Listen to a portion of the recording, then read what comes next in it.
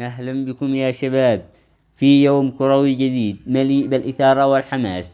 نحن على موعد الغد السبت 22 أغسطس 2026 مع مجموعة قوية وأهم مباريات كرة القدم.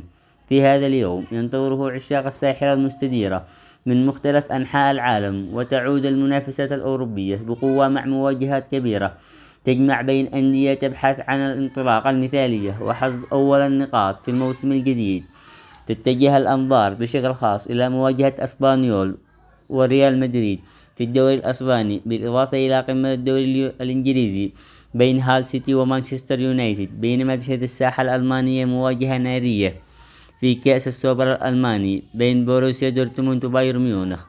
مباريات قوية، نجوم كبار، جماهير متحمسة، وأجواء كروية لا تفوت. غدا السبت 22 أغسطس 2026 تابعوا معنا أهم المباريات ومواعيدها. استعدوا ليوم كروي حافل بالإثارة والتشويق. في هذا الفيديو سوف نعرض لكم أهم مباريات يوم غدا السبت. المباراة الأولى من الدوري الإنجليزي، هال سيتي ضد مانشستر يونايتد الساعة 2:30 بعد الظهر. المباراة الثانية، برنتفورد ضد توتنهام الساعة 7:30 مساء على توقيت مكة المكرمة. الدوري الأسباني، أتلتيكو بلباو ضد إشبيليا الساعة 6 مساء على توقيت مكة المكرمة.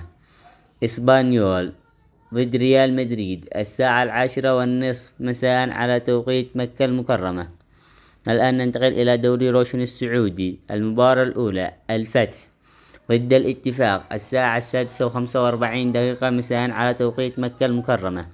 المباراة الثانية، الخلود ضد التعاون الساعة 7:10 مساء على توقيت مكة المكرمة. المباراة الثالثة، الأهلي ضد أبها الساعة 9 مساء على توقيت مكة المكرمة. المباراة الرابعة من الدوري الإنجليزي ليوم غدا السبت، الخليج ضد الشباب الساعة 9 مساء على توقيت مكة المكرمة. ننتقل الآن إلى الدوري الإيطالي. إنتر ميلان ضد مونز الساعة 7:30 مساء على توقيت مكة المكرمة. وآخر مباراة إلى يوم الغد، جنوا ضد نابولي الساعة 9:45 على توقيت مكة المكرمة. لا تنسوا دعمنا بالإعجاب بالفيديو والاشتراك في القناة ليصلكم كل جديد وحصريا في عالم الرياضة. كان معكم محمد الخولاني، ودمتم في رعاية الله.